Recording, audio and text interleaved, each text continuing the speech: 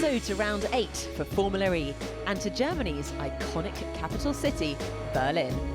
A modern-day destination influenced by pivotal moments in history as much as today's creative and cultural reference points in art, music and architecture. The race on another original track, this time not in a downtown district, but taking place on a circuit created on the historical apron of Berlin's Tempelhof Airport. Previously used to assemble World War II Luftwaffe aircraft and as a key Western airfield during the Cold War, the history of the venue ghosts on every corner as 10 teams seek to write their own signatures on one of Europe's most captivating locations.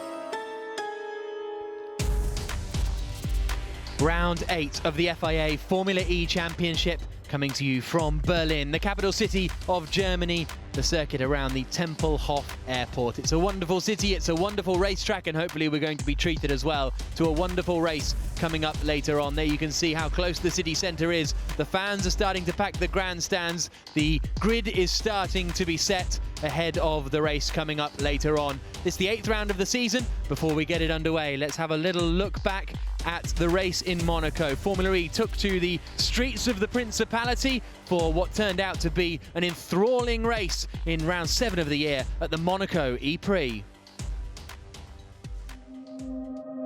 Round 7 for Formula E saw the 10 teams drop anchor in Monaco. What better location for this brand new championship to first showcase in Europe than in this glittering and iconic motorsport destination? With the Prince of Monaco, Hollywood stars and celebrities rubbing shoulders on the grid, an all-electric atmosphere gave way to a driver focus that would need to be at its most concentrated as the race was about to explode into action. With Sebastian Buemi on pole position and De Grassi alongside him on the front row, it was a frantic dash down towards turn 1 at Saint-Devote. On the tight Monaco circuit, there was a bit of contact from Jean-Eric Vergne, but then all hell broke loose. Senna sent flying over the back of Daniel Abt, who'd gone into the wall after contact with Nico Prost. A big airborne moment for Bruno Senna. Luckily, the Brazilian walked away unharmed. Nelson Piquet was on the attack, passing Jerome D'Ambrosio for 3rd position. Scott Speed was still suffering the ramifications of that first corner accident, his front wing getting stuck under his wheel, while Nick Heidfeld was trying to get past Jarno Trulli, but the Italian managed to hold on. Lucas Di Grassi pitted early from 2nd place to try and get the undercut ahead of his rival Sebastian Buemi. Buemi came in 2 laps later, but he emerged still in the lead of the race in his Edam's car, just in front of Di Grassi, with Piquet in 3rd. Di Grassi was charging, trying to force his way around Buemi. The outside at the harbour hairpin, though, was not going to be the way past. Now Di Grassi was having to defend his 2nd place as Nelson Piquet attacked, but neither of them could stop Sebastian Buemi, who took his 2nd victory of the season. Sebastian Buemi took the first ever lights to flag victory in Formula E history, moving himself into 3rd place in the championship. Piquet Jr.'s 2nd, De Grassi still leads, but it was Sebastian Buemi who reigned at Monaco.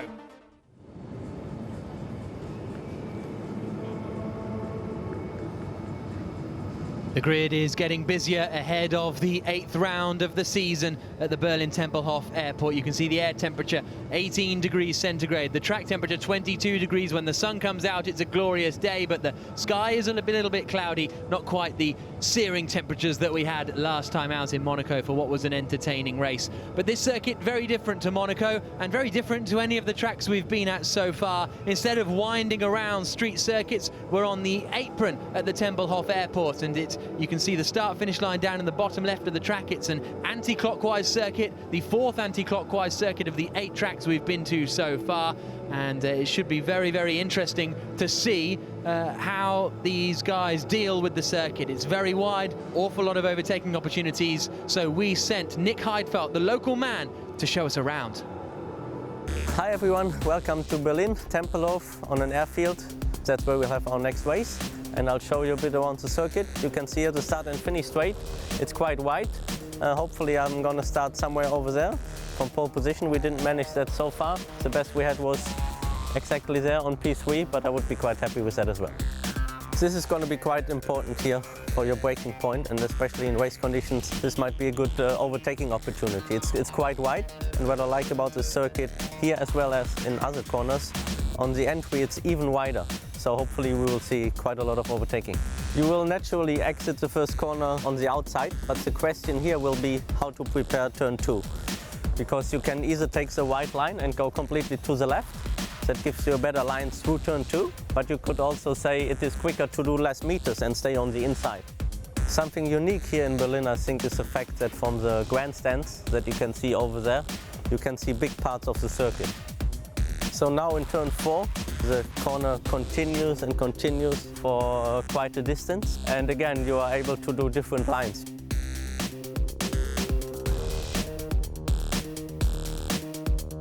So the natural line in this corner would be to go over the white line here on the exit, but normally the white line defines circuit limits, obviously.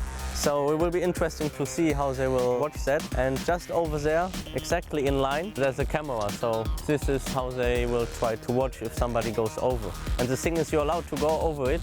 Only one part of the car still has to be in contact with the circuit. So everybody will be putting at least 2 tires over the white line here. This here is the most difficult part on the circuit. You will exit here on the outside, but you want to make sure that you are quite early already to the left again, because you have to prepare for the next long right-hander, medium speed. And you have to be on the apex, not here, but later on, to achieve the best lap time, be on throttle early for the next straight. Yes, this is going to be a good spot for overtaking, of course. If you have a good exit here, it's a hairpin. The entry again widens up, so you can attack on the inside, trying to block you now. Depends on who's behind me.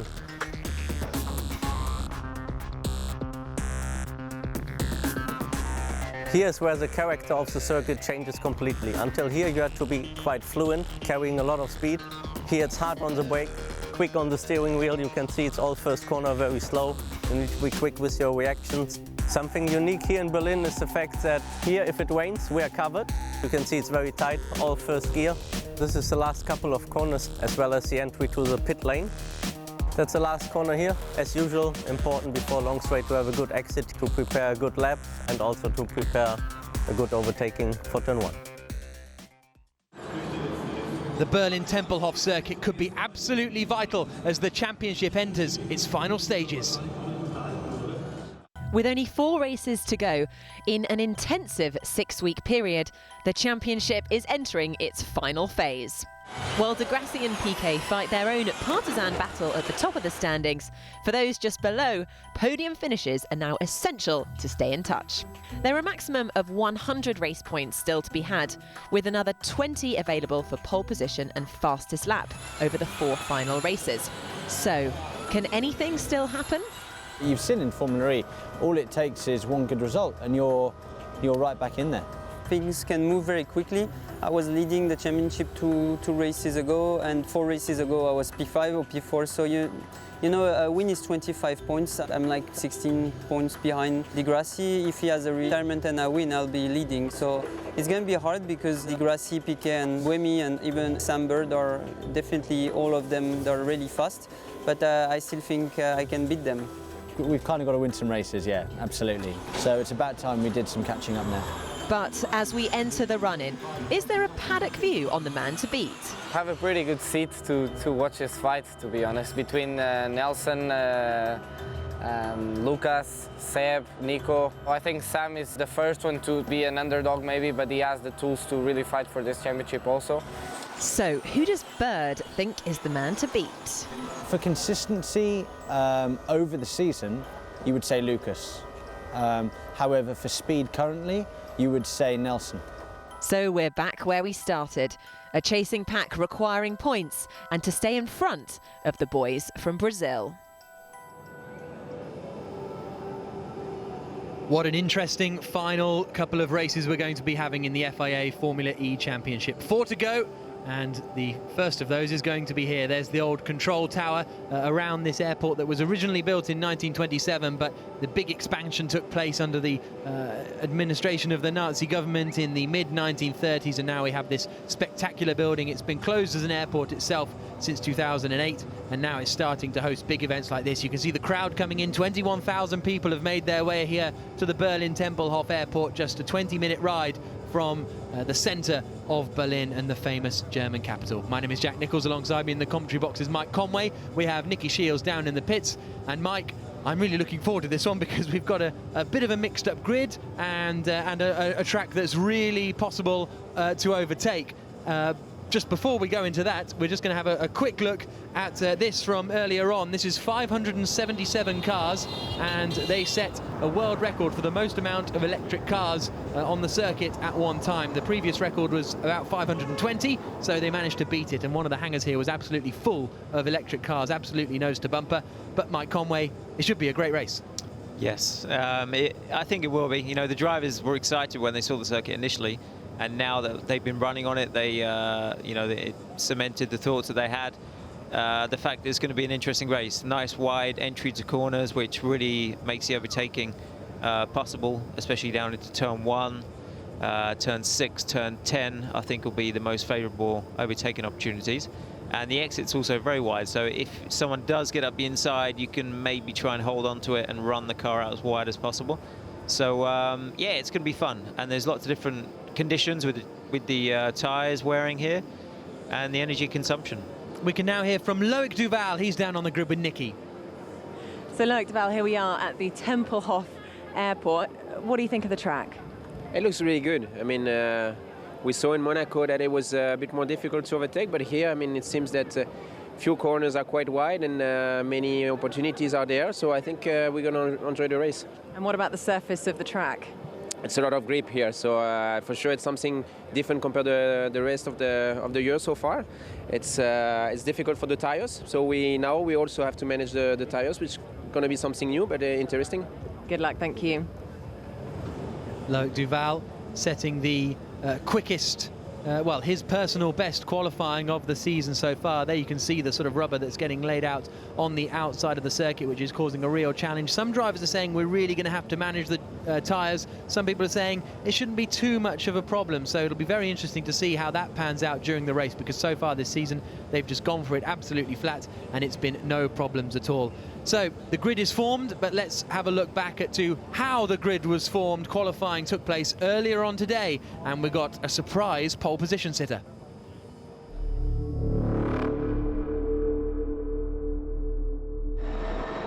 Nelson Piquet was the first of the championship contenders out on the circuit. He locked up and had been struggling with his Team China car all day, and as a result, he could only manage 13th on the grid. The shock of the session was Jarno Trulli, the Italian, coming out of the final corner to go quickest of anyone by a considerable margin, managing a lap of 1 minute 21.5 to put him at the top of the order. In Q3, the next man out was championship leader Lucas Di Grassi. Try as he might, he couldn't usurp Jarno Trulli from the top step, going second across the line. Trulli remained in provisional pole position. Meanwhile, Nick Heidfeld in his home race, despite that lockup, still managed to qualify 4th, whereas it was a more difficult day for Sam Bird. The Englishman spinning at the first corner on his quick lap. After pole and victory in Monaco, Sebastian Buemi was desperate to make it 2 in a row, but he wasn't quite quick enough to beat Trulli or Di Grassi, and he'll start 3rd on the grid, the man who's 3rd in the championship. So Jarno Trulli takes pole position 11 years after his first ever Formula One pole at Monaco, just ahead of Lucas Di Grassi, who in turn was just ahead of Sebastian Buemi. Really happy. We finally found the right pace, so I think that the right adjustment on the car made the difference. We are working on next year powertrain, which is very strong, so let's hope for next year, and let's hope for this afternoon race.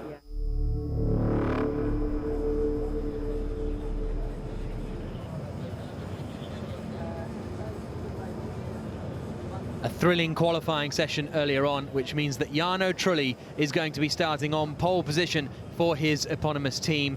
11 years since his first race victory and first race pole position at the Monaco Grand Prix. We can now hear from Sam Bird. He's been speaking to Nicky. Now, Sam Bird, you're normally, one of the faster drivers on the grid, but you're back in P15. What happened? Yeah, we didn't have a very good qualifying at all, Nicky. First lap was ruined because of a weird scenario where I managed to spin the car in a straight line, which is new for me. But yeah, after that I had no confidence under braking. We've struggled with braking since Monaco, and it's carried on here. I'm not sure where the brake bias is. I don't know whether it's going to lock fronts, lock rears from session to session, so it's a very difficult position to be in. But yeah, we managed to make up places in Monaco, so if we can have a good race here and be good on energy, then you never know where we could finish up. Also, it's going to be front tyre dependent. We've seen, because of the abrasive concrete that we're running on, the front tyres are getting chewed up massively. So if I can look after them and look after the energy, then you never know, we could be right at the front by the end. And will you be using the 2 tyres that you had left over from Monaco for the front? I can't tell you. We're using the best tyres available. All right, good luck, thank you. Here was a look at Sam Bird's moment in that first free practice session when that strange thing happened and he spun under braking, Mike. Yeah, it just looked like as soon as he hit the brake pedal, to be honest with you. I don't think he was going flat out in a straight line. I think he just, hit the brakes, and brake bias looked massively rearward, so that was the cause for the spin there, I think. So there we can see the big crowd that have come. As I say, 21,000 fans are here. We can now hear from Nelson Piquet Jr., 13th on the grid for the man second in the championship. Well, Nelson Piquet, it's unusual to see you back here at this part of the grid. You've been qualifying much higher up in the last few races. What do you put that down to? Well, I mean, not every weekend we can be perfect, I think our team struggled a little bit. I think maybe we struggled too, learning the track. One of those things didn't click away straight away. I think it was only qualifying. Practice we were sort of okay. We just need to be really smart on the strategy today. A lot of things can happen. The weather's a bit crazy. We don't know if it's going to rain. A lot of tire degradation in this track. So we just need to be smart, play it easy, and our goal over here is to finish in the top 5, to score as many points as we can. If we can go get more than that, it will be great. And the good thing is that the track's in your favour. There are plenty of overtaking opportunities, and of course you are the master of battery management. Yeah, no, for sure. So that's why I have to be careful with all the traffic that's going to be around me. Obviously, starting in a dangerous position over here in 13th. There's going to be a lot of people fighting, trying to get in position. So I need to be smart and not waste my energy and not get entangled up with anybody. So that's going to be my main priority, is just being careful. And then as soon as the whole field is a bit more calm and everybody's running, then we're going to start making our moves and making our strategy work. And just very quickly, I know energy conservation is always important, but is it more so at this track than any of the others? Yeah, this is a bigger track, so for sure there's going to be 2 things happening. Or you're going to waste a lot of energy coming in the pits, or you're going to come in really slow, lose a lot of time. It's sort of a tough one for the engineers and for the drivers, because the lap is so big. You really have to nail the right moment to come in. Good luck. Thanks very much. Nelson Piquet Jr. Saying that the window is sort of bigger, as it were, compared to Monaco, where the track was so short that if you came in one lap or another lap, it didn't make too much of a difference. But here you've really got to nail it in terms of the strategy. They're going to be looking after their tyres a little bit in this race as well, so it's going to be all sorts of things going on, and we've had the threat of rain all day too, so it's very, very interesting, this 33-lap race that we're going to be having coming up.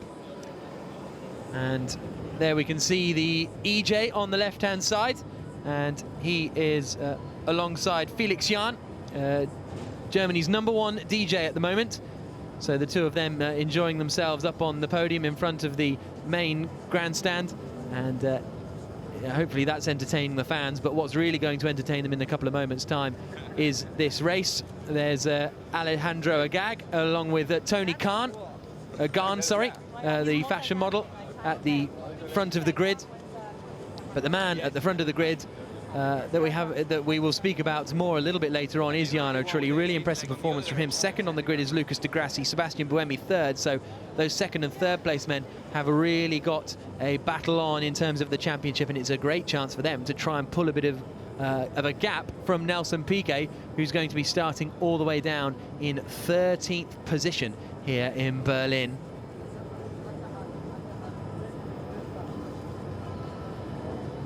Here at the Berlin Tempelhof Airport for round 8 of the season, Charles Pic, Nelson Piquet Jr. and Sebastian Buemi have been given the fan boost, so they will get an extra 30 kilowatts of power for 5 seconds in each of their cars, and that's going to be very, very handy for Sebastian Buemi and for Nelson Piquet. But one of the winners also is Charles Pic, and he's going to be 17th on the grid, and he has won the fan boost.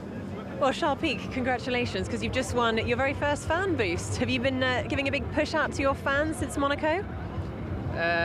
Not more than previously, but yeah, I'm very happy to have it. It's a good help for the race, so we'll try to use it when we need it. Yeah, this is quite a good track to use the fan boost. When do you think you will, on those, perhaps the start-finish straight?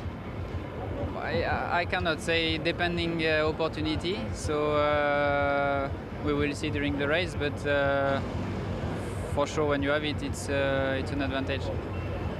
Absolutely. I mean, Jean-Eric Vergne last time used it to get the fastest lap in the race. Will you be trying to do that as well? If you can do both, then overtake and do the fast lap, then it's fine. Thank you. Charles Pic not giving much away as to when he's going to use his fan boost. He's going to be starting down in 17th on the grid. The German fans are out in force. This, of course, their main single-seater racing action this year with the cancellation of the German Grand Prix. And it's great to be here in Germany, of course, one of the biggest motor manufacturers in the world. And we can now hear Alejandro Agag, the CEO of Formula E, and he's with Tony Garn. They're down on the grid talking to Nicky ahead of round 8 of the season. Well, Alejandro Agag, it's fantastic to be here at a place with so much history and where history really meets technology.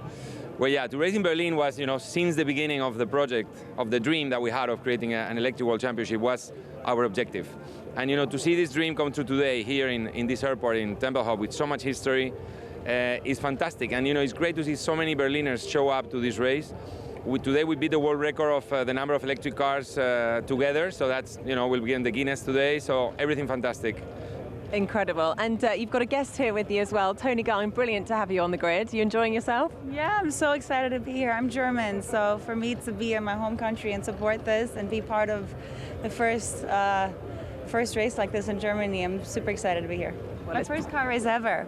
Really? Yes. Ah. So have you found a favorite team yet? I think I'll have to go with the German ones. Yeah. Good answer, good answer. Good answer. Well, thanks very much, guys. Enjoy your day. Thank you. Thank you.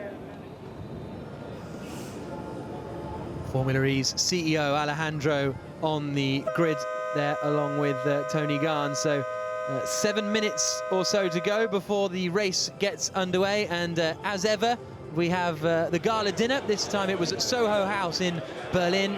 Jaime Alguersuari there with Alex Tarr on the right-hand side, Alejandro Agag there as well. A very different event to the one in Monaco, but nevertheless incredibly glamorous and no doubt incredibly entertaining, as all the great and the good of Berlin turned up. But now it's about the great and the good on the track. Jarno Trulli starting on pole position. A really impressive performance from him. And you walk up and down the pit lane, Mike, and say, was qualifying a bit strange? And everyone said, well, it was all quite normal, apart from Jarno Trulli. Where did that come from? Yeah, no, I think a little bit unexpected, but great effort by the Trulli team. They really did well with not just Jarno, but Antonio Luzzi as well. He was he's been a bit further up than normal, so that's good. Good result for the team, and hopefully they can stay up there in the race too. So this Berlin E-Prix has certainly been pretty successful, actually. There's a lot of people here. A lot of people have come, an awful lot of stalls. Daniel Abt there at the DHL stand, signing autographs, and the drivers signing actually as well was really impressive. They lined them all up. That's the Emotion Club for the VIPs. They lined them all up in the check-in area, so you basically went and checked in with your driver and queued up at the check-in desks to get an autograph. Very cool. So we are into the closing stages of the season, and in Monaco we really saw a rivalry begin to grow. It was really intense in Monaco. The intense action action will keep coming, and before the race we spoke to the two Brazilians about their rivalry. For sure we will fight until the last race to win this championship. It's the first season of Formula E and everybody wants to win it so badly. Every race is a big fight. Every race we try to win. The closer we get to the end of the championship, the less you start risking things. We really need to be smart in what we do. The way I approach racing, I don't complain, I do my job. Nelson has been complaining a lot. Since we raced together, Lucas has never really fought for a championship before. He's always been close but never there. It's first and second place. He has been doing a good job so far. It makes it more interesting for the fans when there's two Brazilians fighting or two same nationalities. I don't think he's the strongest rival. He just had a good run in the last few races. I've won championships in Brazil, national go-karts, F3 championships. I've won championships in England, British F3. So I think he's the least of my worries. It will feel like the biggest reward we can have by winning this title. We live to win. It's moments where you never forget for the rest of your life.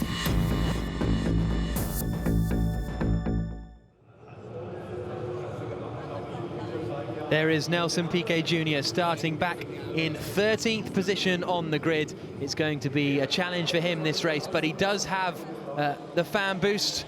The drivers are all in the cars, but we can hear now from Nick Heidfeld, who caught up with Nicky a couple of moments ago. So, Nick Heidfeld, you weren't quite sure how you were going to learn this track. I know you spent a lot of time on the simulator. What were your thoughts going into the race now?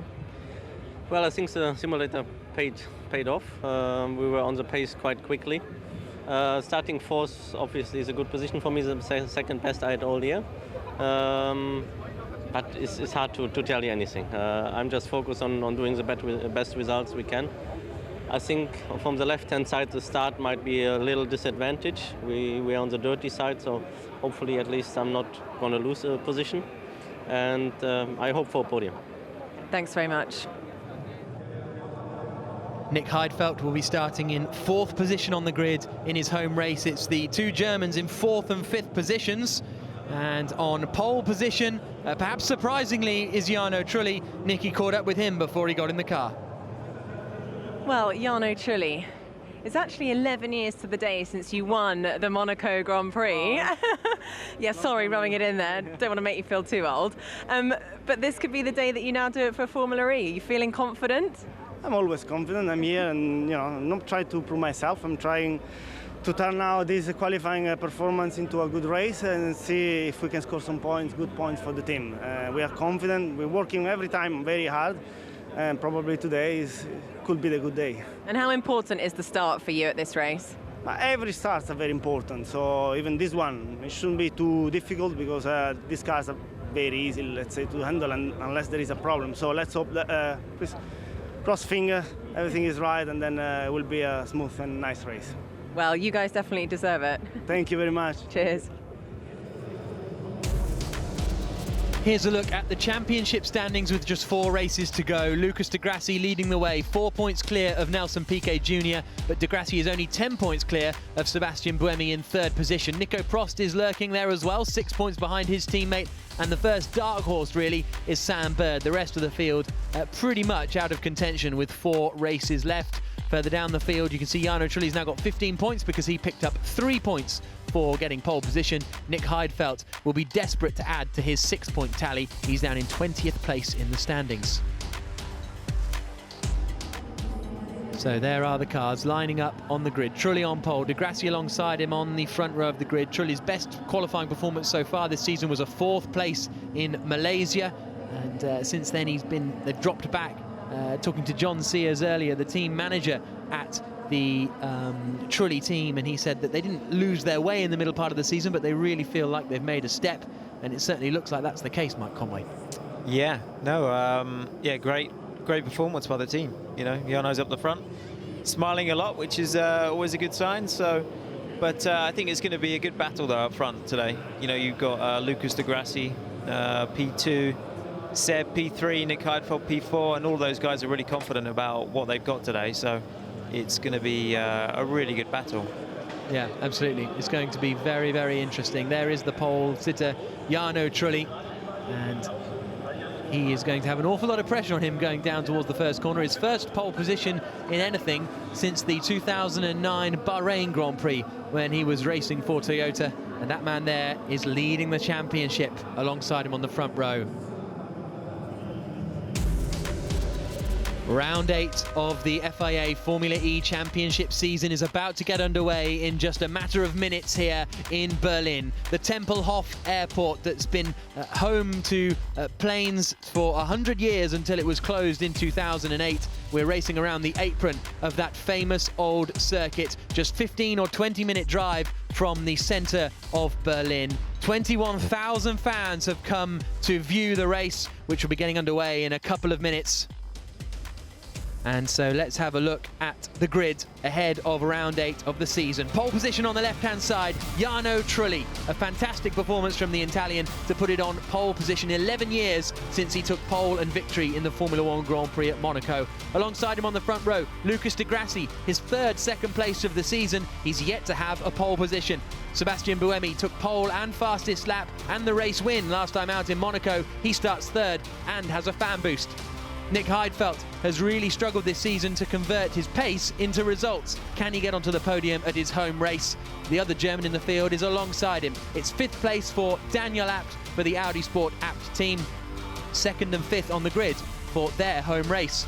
6th on the grid, Jerome D'Ambrosio, slightly disappointed to be that far back. The Dragon squad showed good pace as well. Nico Prost took the first 2 poles of the year, but since winning in Miami has started to drop back down the field a little bit. He'll be starting in 7th position.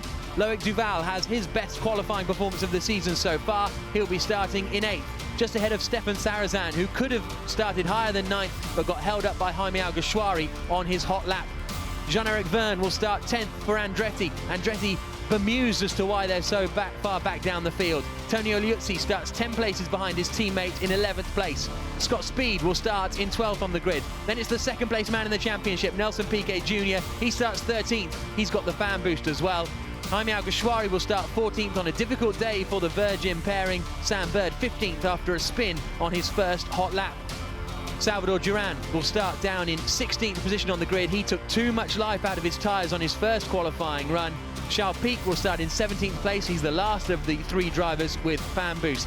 A difficult day for Mahindra. Bruno Senna starts 18th on the grid. He'll be hoping not to get involved in an incident like in Monaco. Antonio Felix da Costa starts 19th on the grid for Amlin Aguri. He didn't get his hot lap hooked up. And nor did Karun Chandok, who will start 20th on the grid ahead of 33 laps and 81.5 kilometers of racing in Berlin. Just a couple of moments to go before the cars pull forward into the grid slot, and they'll be starting to get a little bit nervous, Mike. Yeah, I think so. You know, they're all anticipating what's going to happen. The run down into turn 1, and you know, Jono's got the cleaner side on the right-hand side, but it really tightens up as you go into 1. And here they are, they're pulling away, getting into their actual grid position. From the dummy grid to the main grid, you see the 11s that they've laid down in preparation for the start of this race. When everyone is positioned, we will have the race getting underway. It's Jarno Trulli in the pale blue and white Trulli car on the front row of the grid. Alongside him is the yellow, black and red Abt car of Lucas Di Grassi. Buemi and Heidfeld are on row 2. All 5 lights are on. And we go green in Berlin, and it's a good start from Di Grassi. He'll have the inside line on the run down towards the first corner. Is he going to be close enough to challenge Trulli? No, not quite. Trulli holds the lead. A few lockups further back. Buemi tries to challenge. He might lose out to Nick Heidfeld as they all make their way safely through the first corner, down towards the right kink at 2, and then it tightens into 3, and it's still, oh, and it's a spin, and it's Daniel Abt facing the wrong way. Meanwhile, Lucas Di Grassi's taken the lead of the race. Di Grassi leads, Trulli second, Buemi third as they come out into turn 4. It's so wide here. One of the Virgin cars trying to force his way through, but it's Di Grassi who leads. Then there's a gap back to Nico Prost. I wonder if he and Abt came together side by side between the Virgin and the Andretti further up in the field, but it's Lucas Di Grassi who's managed to take the lead of the race away. Good start as well from Nelson Piquet Jr. as he tries to funnel his way through, but Trulli got away well, but he's lost the lead now to Di Grassi, and that is going to be perfect news for the championship leader, Mike Conway. I know, it was, I don't know how Lucas got by there, but you know, he's really stretched out a gap as well to Jarno. So, oh, and it's getting really close down here into turn 10. The Amlin Aguri cars fighting, and that is Antonio Felix da Costa trying to force his way past Salvador Duran, and all in front of them is Sam Bird in the Virgin machine. as they come now into the tight and twisty second part of the, final part of the course that is very different to everything else. They all filter their way through under this huge canopy roof where the planes used to park up at the terminal. It's all single file through here by the looks of things, but as they come through to complete the first lap of racing, Lucas de Grassi leads 2 seconds clear of Jarno Trulli as they get on the brakes down into turn 1. Buemi in third, but he's under a lot of pressure from Nick Heidfeld. Antonio Liuzzi's made a great start as well. He's up into 7th place, having started in 11th. Yeah, he's worked his way up nicely, 4 positions from the start, Antonio. But it's really busy. It seems like there's a lot of jostling going on. It's hard to actually keep up with all the movements here. Absolutely, and well, Jarno's got a decent pace. It's Sebastian Buemi who's under the biggest amount of pressure from Nick Heidfeld behind him. Nelson Piquet Jr. meanwhile is using his fan boost as he tries to get past Stefan Sarazan, looking to the inside to take 9th place away, and Piquet does it. Good use of the fan boost by the Brazilian, and he's up into 9th. This is his nose cam as he now looks at the back of the Dragon car of Loic Duval. You can see the standings there on the left-hand tower as we're on lap 2 of 33 here in Berlin. Down they come towards the final section. There's a dart to the inside. Look at that. What a decisive move from Jerome D'Ambrosio as he makes his way past Nico Prost. That's 5th place now for D'Ambrosio. Came out of nowhere, really. Just sent it up late in the day on the brakes, and now through comes Liuzzi. So Nico Prost dropping down the field like nothing else at the moment as they now filter their way under the canopy roof once again through the back part of the circuit. But Nico Prost losing 2 places in 2 corners there. I know, yeah. D'Ambrosio dive up the inside into 10. And then, he just got done again by Liuzzi 2 corners later. Lucas de Grassi is disappearing at the front. 3.3 seconds his advantage. He was 1.3 seconds quicker than anyone else on that last lap. That's Jean-Eric Verne trying to fight his way past Stefan Sarazan. Verne's dropped a few positions at the start, down to 11th place, trying to get past the Dragon car of Sarazan. And this is the other Dragon car we're looking at, of Loic Duval. We're on board with Nelson Piquet Jr. running in 9th place at the moment. He's made up about 3 spots from the start, Nelson, so exactly what he needs to do, get up the front and have a good scoring points position today. D'Ambrosio is now right up behind Heidfeld. They're all starting to queue up a little bit behind Sebastian Buemi, which is slightly surprising to see, really. I thought Buemi would be putting Trulli under more pressure, but the Italian seems to be reasonably comfortable up at the front. Soon we'll get, once we have a couple of laps down, we'll get a look at their battery energy percentages and see who's doing well. But in the opening laps, they all pretty much start with obviously 100%, and it takes a couple of laps before that kind of filters out. But it's de Grassi leading the way, 4 seconds clear up at the front, maybe 4.5 now, because he's been very quick on this lap as well. Lap 3 of 33, the 2 Mahindras about to go side by side as Trulli flashes through the final 2 corners and out onto the start-finish straight. There is de Grassi. Look at that lead. What is it now? It's back to Trulli across the line. It is 4.5 seconds, but then it's nose to tail further back, and it looks as though Trulli have got the pace because Liuzzi's up there as well. Yeah, exactly. Antonio again making some positions up. But yeah, as you said, Lucas is really pulling away here. Just got it in every sector. A second a lap, even more, that time around compared to Jarno. So looks quite easy for him at the moment, and hopefully he's managing enough to look after his energy and his tyres. Lap 4 of 33 here in the Berlin E-Prix, and de Grassi leading the way by some 5 seconds over Jarno Trulli. And this is the battle between Nico Prost, who's under pressure now from Loic Duval behind, and he's got Nelson Piquet Jr. behind him as they swing into the right-hander. We go on board with Heidfeld, trying to get past Sebastian Buemi for 3rd place. We can hear the engine because, or the motor, because the microphone is on the car, but for these guys, as soon as they get over sort of 75, 100 kilometers an hour, all they hear is wind noise. Let's look back at the start then. It looked like de Grassi got away well. Wheel spin for D'Ambrosio. Liuzzi got a good start too, but it was all pretty quiet at turn 1 anyway. Yeah, fairly drama-free. Good start by everybody. Nicely defended by Jarno there, and then something happens from turn 1 down into 3. Hopefully we can get to see it here between the leaders. Just goes wide. There, yeah. Just locks up, goes wide, leaves the door open for Lucas to get by. And whilst I was watching that, I didn't quite spot what happened to Daniel Abt, but he got turned around by someone, but it looked as though he may have lost it all by himself. Trulli was pretty defensive into that first corner. And then they come out. Heidfeld almost got past Buemi, and then watch Jarno Trulli, the leader of the race in the white car, just locks up. Whoa, almost lost it.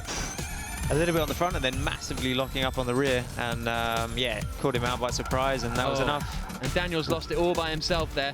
Lucky not to get collected by anyone.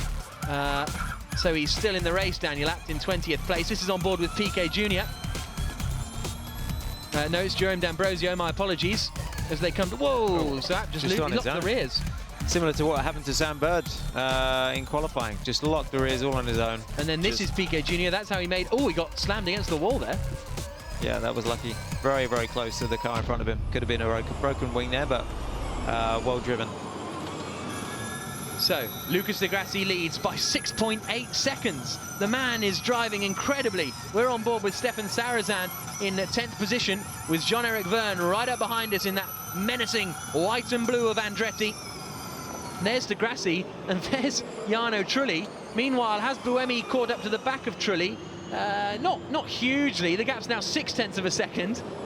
And I'm sure there'll be some Trulli train gags going on out there, because it does look that way at the moment. But so far, Jarno's pace has been pretty strong. Now, here's a look at energy percentage. 69% for Di Grassi. Here's a look up the inside. Through goes Jean-Eric Verne, and he goes past Stefan Sarazan. Oh, no, he doesn't. Sarazan holds on around the outside. Really impressive stuff there from Sarazan. I thought that was job done. Yeah, well, that's one of those corners where you got that little bit of extra room on the outside to use, and yeah, he drove well there to keep Jean-Eric behind. He's been putting him under pressure for most of the laps here. So we've got the two onboard cameras, the rear facing of Sarazan and the T-cam of Jean-Eric Verne, watching this battle over 10th position. On board we go with Verne into the right-hander, using all of the curves, and then heading down this little back stretch into turn 10. Lifting and coasting there, but not too dramatically. Buemi's using his fan boost meanwhile, the man in 3rd place, to try and get past Jarno Trulli in 2nd position. And we'll wait and see whether that pays off. I think, I couldn't quite, yes it has. So Buemi's through. Buemi is past Jarno Trulli and up into 2nd place. He used the fan boost to get past, and that extra 30 kilowatts of power will release Sebastian Buemi. And now it's up to everyone else to try and get past. And that's Buemi saying, I used the fan boost. And he's up into 2nd place now, and here comes Heidfeld. Heidfeld through into 3rd. Trulli will get the cut back on the exit of the corner, though, so they'll go side by side down towards the right-hander of 4. Heidfeld still has the inside line, but there's D'Ambrosio forcing his way up the inside as well, and Trulli is dropping back. He's now just in front of his teammate Tonio Liuzzi, so Trulli from pole is back down to 5th position. Just got mugged there, really. No, I mean, great move by Nick into turn 1, and then another great move by D'Ambrosio a corner after. So, yeah, I mean, that can happen sometimes. You lose that little momentum, especially with the, the way these cars drive. And yeah, they just, he was a sitting duck there, unfortunately. So Heidfeld up into 3rd position, D'Ambrosio into 4th. So there's the order on the left hand. Well, it's just disappeared, but there was the order. Now here's how Buemi did it. Used the fan boost into turn 12, and that's a sort of unconventional, that wasn't the sort of place we were expecting to see moves. No, but, there you go. There's another great move there by Nick, showing that again. Yeah, but I think there's opportunity everywhere around this track. And like the driver said before coming here, it's going to be some good racing. And as we can see, it has been so far. Yep, D'Ambrosio forcing his way past as well. And into the hairpin left-hander they came. And there is Liuzzi. So Liuzzi's got past Trulli too. So Tonio Liuzzi gets past his teammate and up into 5th position. So after that quick early pace, it looks as though Jarno is dropping back a little bit, and the next man to put him under pressure is Loic Duval. Here comes Jean-Eric Verne trying to get past Nico Prost. And so Prost had got past, no, they've caught up with Prost. So Prost is dropping back as well. He's now under pressure from Sam Bird. So not quite sure what's happened to Nico Prost, but we saw him losing position hand over fist a minute ago. Sam Bird, little nose to the inside. Not quite close enough to get through. So that means that Sarazan is up to 9th, 10th for Verne, 11th for Prost. And now Trulli is going to lose out to Loic Duval. Up the inside into the left-hander of 6. And Duval is through. Yeah, good move. Little slide as well up the inside. That was nice and precise. Liuzzi's made up 6 places. Trulli has dropped 5 places, make that 6, because through goes Nelson Piquet Jr. So I wonder if Jarno's running into some sort of problem, because he just can't keep anyone behind him. Stefan Sarazan is the next man to be on the outside. Tried to dart to the inside to cover it off. He's very brave turning in there. Trulli just got out of it in time. Wow, brushed his nose, I think, as he turned in there, Stefan. Yeah, good move, forced it, and it paid off. But yeah, he's getting eaten up now. Now Jev is trying to make it happen. But it seems to be the way. You get past one corner and then it seems to be a knock-on effect for some reason here. Yeah, and now Verne is under all sorts of pressure from Sam Bird as they come out onto the start-finish straight again. There is the Andretti driver. Across the line they come. Meanwhile, Di Grassi has got a 10.8 second lead at the front of this race. The championship leader showing everyone how it's done at the moment. Really impressive stuff. Yeah, amazing. Second a lap has been from the start of the race to now. He's been pulling out. And there is Verne through on Trulli up the inside. Sam Bird, is he going to try and double back to the inside? Yes, no, he's not. Thought about it. He did, yeah. He smartly went back though. But I think he's going to have another go at me here down into probably turn 6. He's getting a good run down between 4, 5. Now the braking zone coming up. There you go, Sam. Straight up the inside. Nicely done. And Da Costa tried to follow through as well, but wasn't quite close enough to do so. He's got Nico Prost behind him, so Da Costa's got past Prost as well, and now Alguersuari, I think, was about to get past Prost too. Prost really seems to be struggling out there with his teammate Lucas Di Grassi in second place. Fastest middle sector of anyone has just gone to Loic Duval, the man in 6th position, who's trying to chase down Antonio Liuzzi in front, but this is the queue now for second place. Buemi, Heidfeld and D'Ambrosio in 2nd, 3rd and 4th. I was thinking it might just be with Jarno there. Maybe he's gone offline a few times, picked up a lot of marbles. Maybe that's affecting, you know, the handling of the car now. It could just be that, or generally just struggling for pace. Now here's our race leader, Lucas Di Grassi. He's been going a second a lap quicker, as you can see. Well, only 2/10 on that last lap, but in general, he's been going almost a second a lap quicker than everyone else. And it's absolutely astonishing stuff from Di Grassi. We'll wait and see how his energy percentages are. As meanwhile, Piquet is in front of Stefan Sarazan in 7th place, trying to climb his way back up the order. But to see the race leaders and his championship rivals in 1st and 2nd is not going to be good news for the Brazilian. It's a close little fight here between Sebastian Buemi, Heidfeld and D'Ambrosio. You know, they're not getting away from each other, and but their lap times now are getting pretty close to what Lucas is doing. But just Lucas was able to do it from, you know, lap 1 up until now, where the guys seem to take a bit of a longer time to get up to his lap times.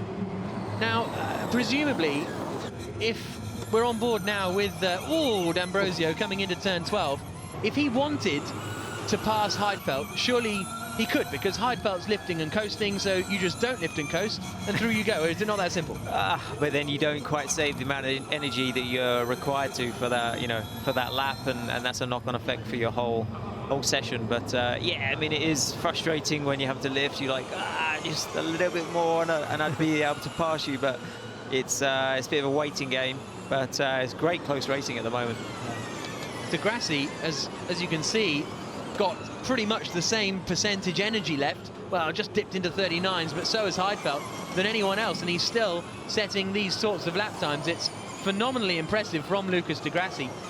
Really strong drive from the Apt driver, who has never really been in a position to win a race like this. He won the opening race in Beijing, but that was only because the two race leaders collided.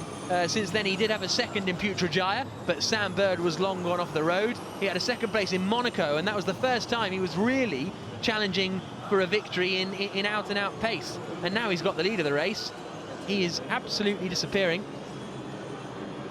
Buemi 2nd, Heidfeld 3rd, D'Ambrosio 4th. That's the battle you can see here. Edams versus Venturi versus Dragon. There we go. A little bit of a mind blank there, but we got through it. The top 5 cars from 5 different teams. Liuzzi's only just in front of Duval, so that battle for 5th place is brewing too. But now we get into that sort of settled down period of the race where everyone's trying to look after their energy and manage it as best they can. When they get in their second car after the pit stops, they tend to know what position they're in a little bit better and are able to go for it a bit more. Looked as though Sarrazin and Piquet were having quite a nice battle. There is Jarno Trulli, the man who started on pole position, now down in 13th position with Jaime Alguersuari all over the back of him. Scott Speed is behind them in 15th place. Then Duran, Peak, Senna, Chandok and Abt completing the 20 cars that are all still running, which is great to see. But Piquet's under a lot of pressure from Sarrazin now. Starts to the inside into turn 6, and that's job done. Nicely done. Yeah, just towed him down the back straight and just snuck out under the braking area into turn 6. So nicely done by Steph. It's not what Nelson needs with his championship rival out in P1. He's looking good to score maximum points here, and Nelson really needs to get the most amount of points he can to, you know, damage limitation for the championship. And D'Ambrosio now is in front of Nick Heidfeld. Jerome D'Ambrosio is up into 3rd position. He's got past him somewhere out there on the circuit, and now the Dragon car will start to close in on Sebastian Buemi in front of him. That'll be the aim anyway. So local man Heidfeld, well, I say local, he's from Mönchengladbach over in the west of Germany, but he's at his home race nevertheless. He is now dropped into 4th position as they come across the line. And now I wonder what D'Ambrosio can do about Buemi in front of him. Here's the replay. Oh, late in the day. Bang. Shut up the inside. Little lock up, but all under control. Yeah, that was a really well-timed move. Heidfeld turned in as normal, and then, oh, there's a Dragon car there. And didn't really defend that. I don't know if he really saw that one coming, Nick Heidfeld. So now you can see how quickly D'Ambrosio has dropped Heidfeld behind and is right on the back now of Sebastian Buemi. They've all used a similar amount of energy. Buemi, I don't think has used his fan boost yet in this first car as they come through the right-hander. No, sorry, yes, he did. He used it to get past Trulli, didn't he, into turn 12. But now this is the battle over 2nd place. The battle over the lead is 12 seconds apart. Astonishing stuff from Lucas Di Grassi. Yeah, still pulling. Still lapping in the high 25s. Everybody else is, you know, mid 26s to even higher. So yeah, really impressive. He's still able to do those laps and, you know, using the same amount of energy as everybody else. On board with Jerome D'Ambrosio, running at almost the full power as he comes down the start-finish straight. On energy, you've got more energy than Buemi ahead. Looking good. D'Ambrosio being told, well, you heard what he got told. He's got more energy than Buemi in front of you, so things are looking good. Yeah, that was Jay Penske on the radio. Oh, that was close. Jay Penske on the radio just letting Jerome know, but this is a strong one for Jerome, this corner. He seems to be very good on the run out of this one, and he'll be trying to dive bomb Seb. But with Seb, with the fan boost, he can, you know, he can use that if he needs to, if Jerome gets too close. But he's already used it to get past Jarno Trulli coming into 12. He's got it for the next car. He'll have to wait until the next car. Look on there, 8th place, Nelson Piquet Jr., 27% of energy remaining. Everyone else is in the 20s. Piquet Jr. has 7% more than anyone else. Whether that'll get him, you know, that could get him an extra lap compared to everyone else, and then he'll have more energy to use in that second car. So we've seen Nelson Piquet perform really strongly in terms of energy management so far this season, and it looks as though he's doing very similar here. There's Jay Penske, who we just heard on the radio, to Jerome D'Ambrosio, the man in 3rd place. When you've just got 1% more than the guy in front, how you know, is that a massive difference, or does that not really make too much? No, I mean, at this stage, 1% is not a lot. I mean, it's something, you know, maybe be able to not lift off. I think that's still D'Ambrosio's team radio. Yeah, maybe you'd be able to maybe fractionally lift off a little bit later than the guy ahead of you and make a pass. So yeah, it could make a difference, but it's fairly small. Through the right-hander at turn number 3 into 4. He's all over the back of him. Right up behind, isn't he? Yeah, a little bit wide there.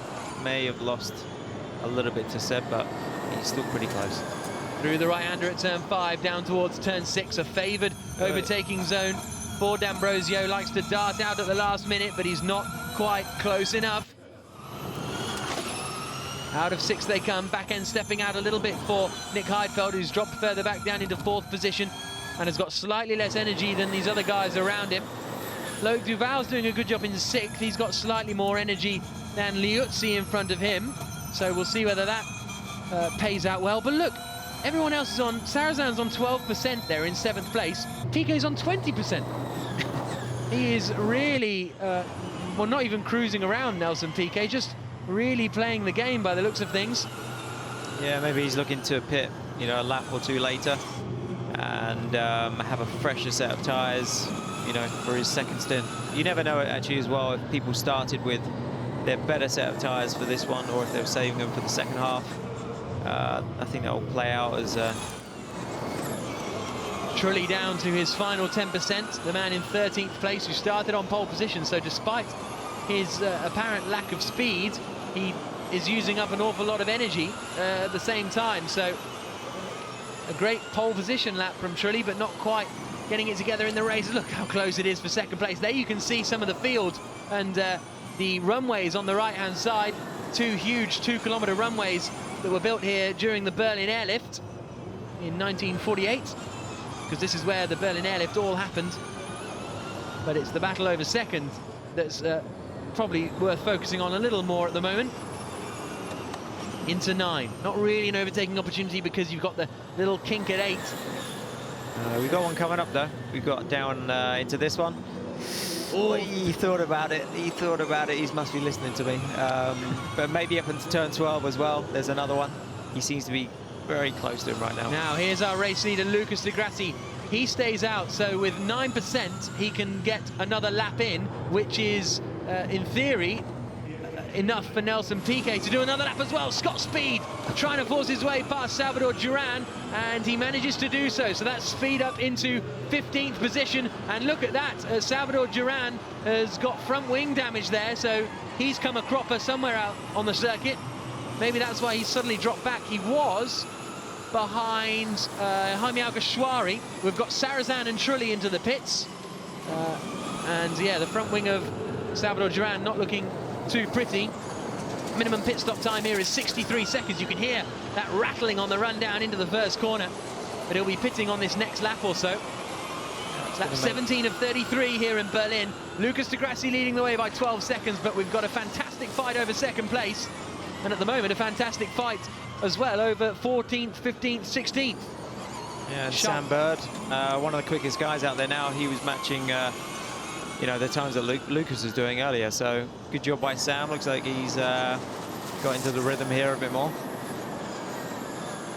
17 laps of 33 completed, and look at the amount of energy that Piquet's got. If he can eke that out into one more lap, that is going to be good news for him, because he'll essentially start the second stint with 8% more battery than everyone else. In comes Di Grassi, race leader, Jean-Eric Vergne and Nelson Piquet going side by side, and that is Vergne going past Piquet to take 7th position away, and Piquet's not going to get too involved in this fight, I don't think, because he might be getting involved unintentionally.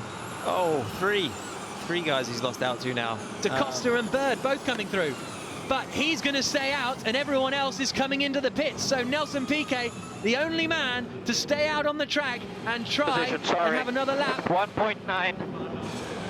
1.9, the readout from Piquet, so he moves into the lead of the race. Everyone else is in the pits, so this is going to be a very, very busy pit lane as they all come in. And how difficult are these pit stops, Mike, to get the car change done? Because there's a minimum time, but it's still tough. Yeah, exactly. You know, they leave the steering wheel on, so it makes it a little bit quicker, and they just kind of slide in between, quickly belt up, and they're away. It's not too bad. It's fairly quick. It's just getting what can be most difficult is getting the seat as good as your first one in the other car. You know, that can always be annoying for a driver, but Lucas is out the pits now. He's away. And up into second place has gone Jerome D'Ambrosio, and he's come out just in front of Sebastian Buemi. So D'Ambrosio is up into second position, locks up the brakes on the run down into the first corner, but he's up into second place.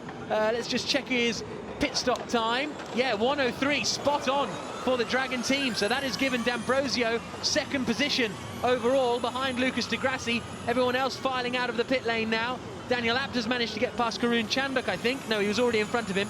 So no change there. Big slide from Scott Speed. But here's Piquet. He stayed out for an extra lap. Yeah, he did that extra lap and he set purple in sector 2 there. So that was pretty impressive. So good to see how much time he's gained and positions also. Yeah, we'll see how it pans out, because he came into the pits from just outside of the top 10. But he'll have more pace in this second car. So in theory, he should be the quickest man on the track. Yep. Really impressive energy management from Piquet. And we've said it so far this season that he's strong, but we've never seen such a clear illustration. Charles Pique's done it as well, actually. So Pique's managed to stay out. Yeah, so it's good effort by the Team China to maximise the potential here. And yeah, as you said, they'll be able to drive that little bit quicker now. Less lifting in this second phase of the race and have a little bit fresher tyres. So Nelson Piquet will be coming out of the pits in about 10 seconds time.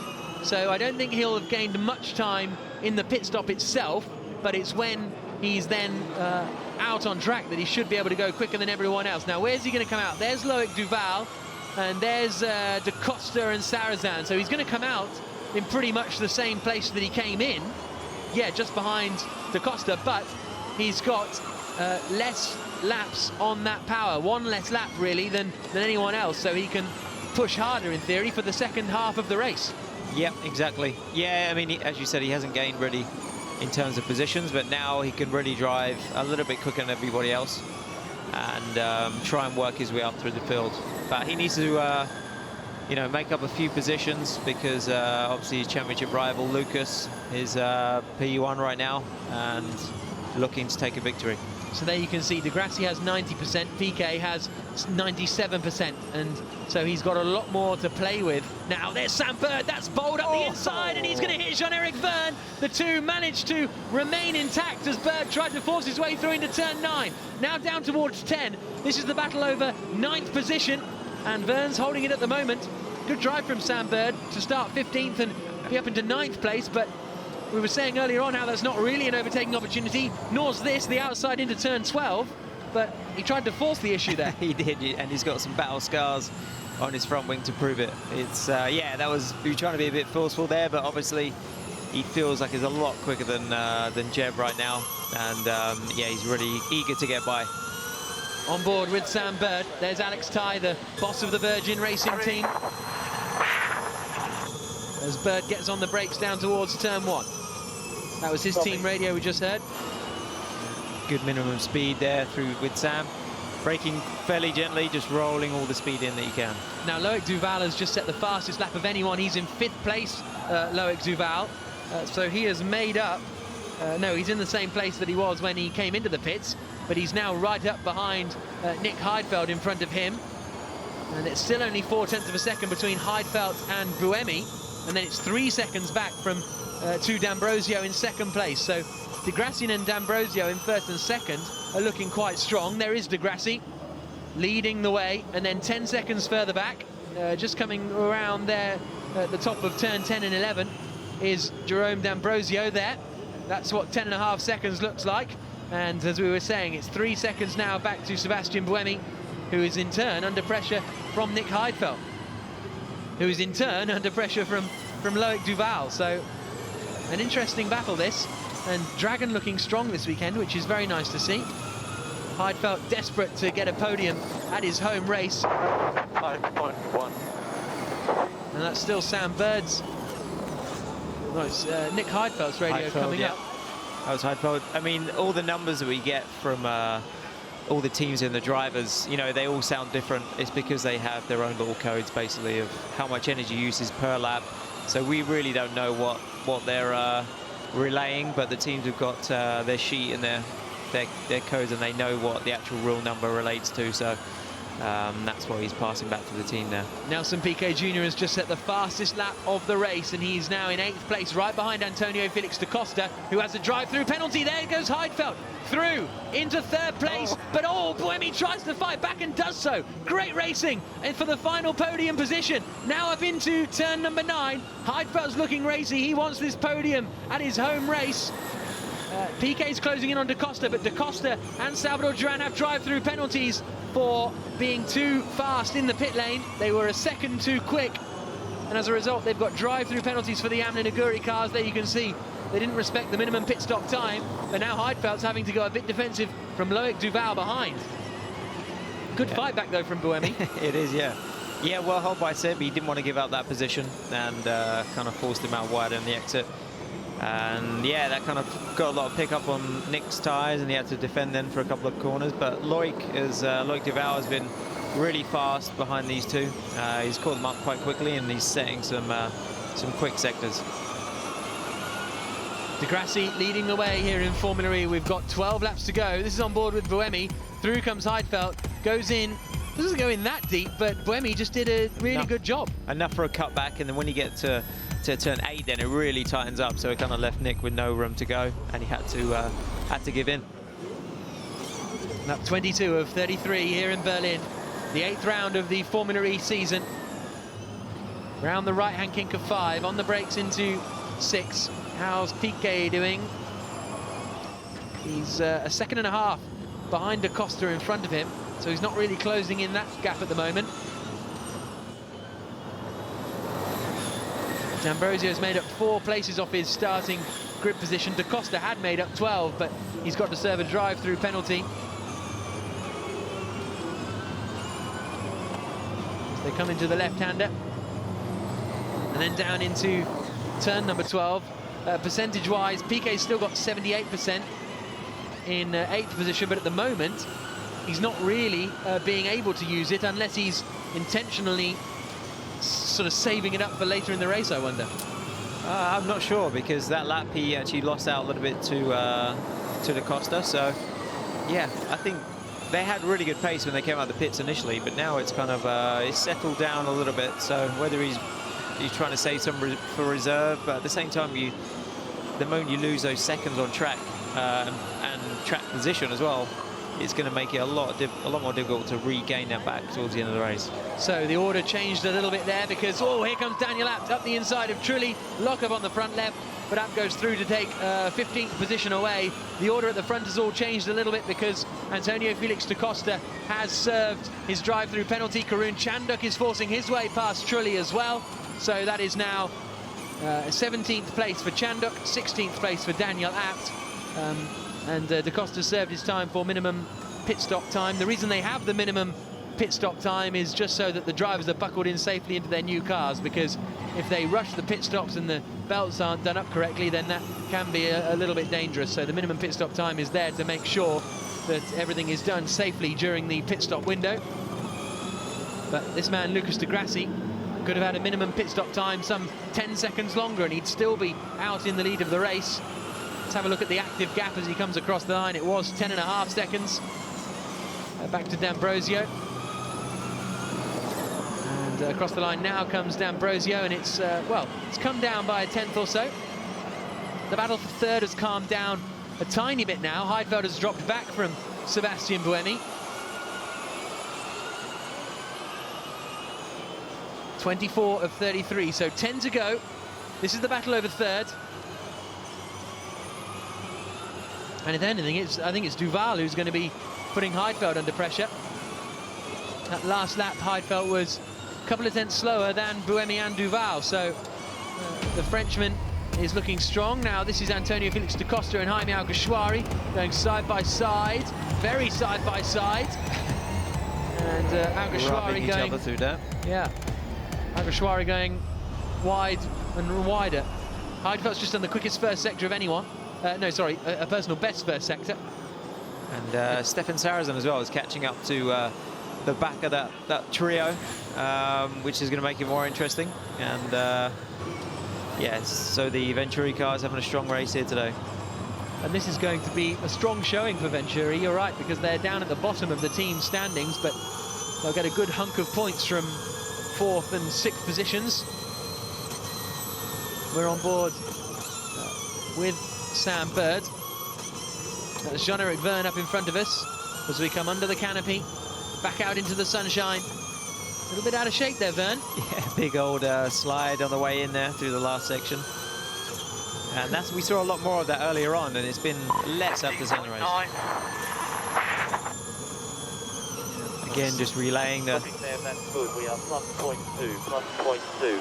3 places ahead of you is Sarrazin. Oh, I think we just lost out on a bit of juiciness there. He was just about to say something about Sarazan, so that's obviously where Virgin are aiming, potentially. Now, how quickly can Loic Duval attack Nick Heidfeld? Very quickly, not close enough. He thought about it. Yeah, had a big think about it.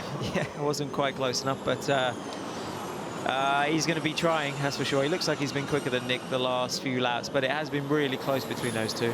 Yeah. Any small mistake, and that's where the drivers get the advantage. It's great action for second, third and fourth as Duval tries desperately to get the car stopped. And I guess it's different on a circuit like this because track position, is it everything? Or in this stage it's more about getting it later on? Because it's quite difficult to defend, you know? Yeah, I mean, of course, you want to be up front. It's easier to defend than it is to, you know, try and overtake. But it's, I mean, it's all about managing. 145, 145. That was Loic Duval's team radio. Okay, this is good. Loic is good. Push a bit harder.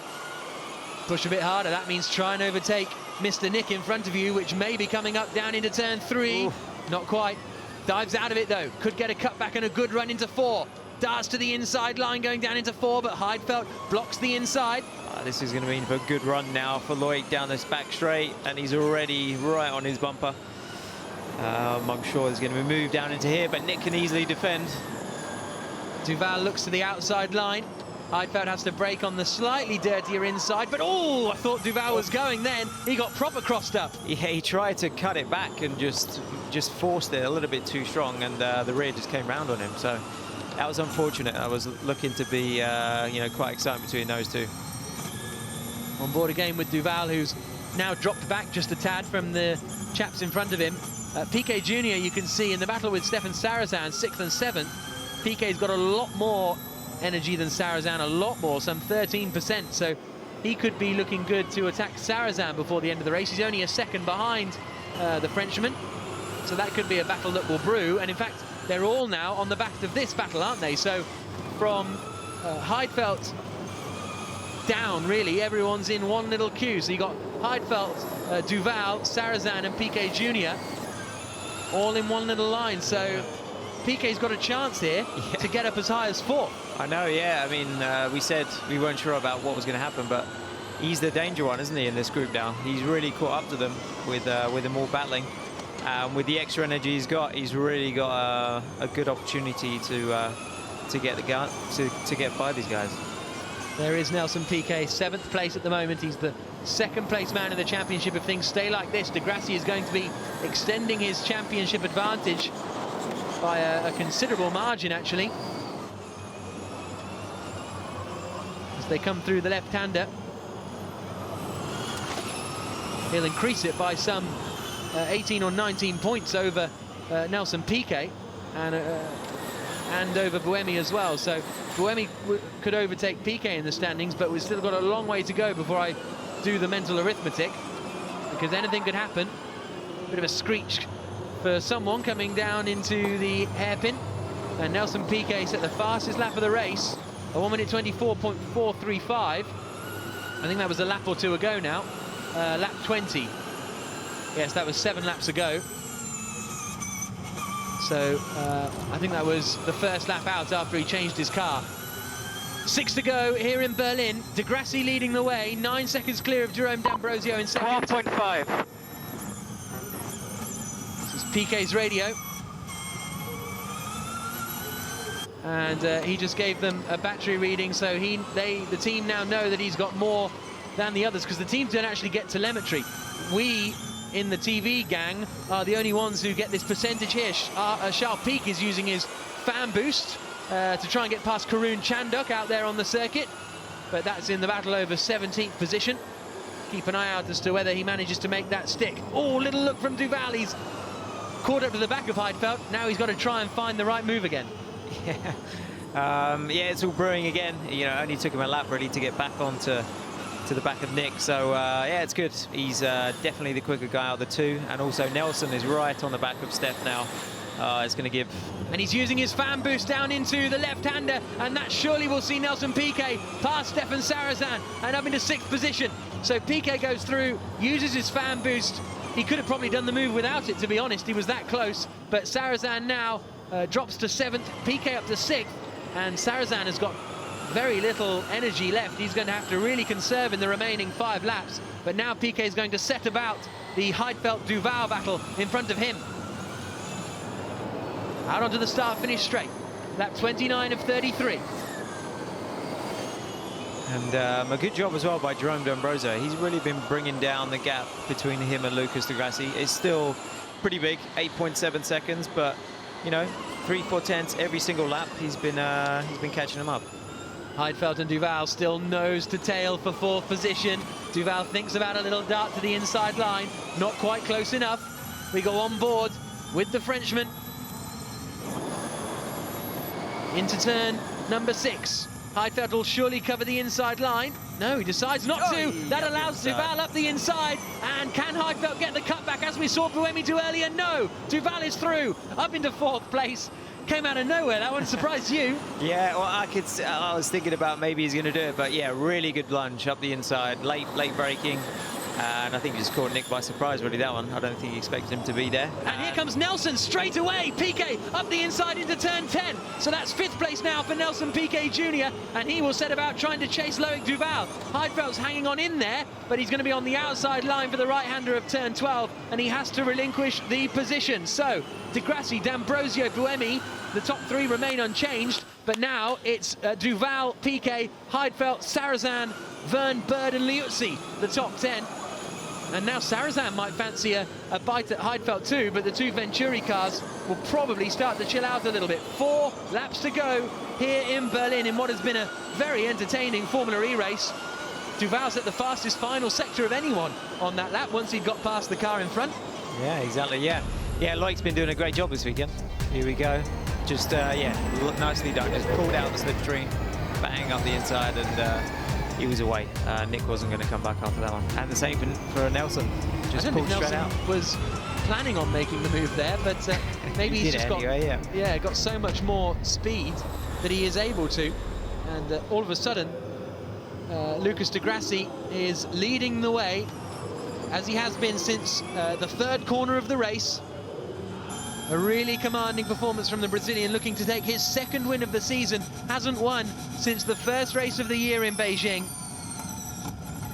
Yeah, he's led the championship most of the way, but now he's going to take his first commanding victory by the looks of things, as he gets ready with about to make it 3 laps to go.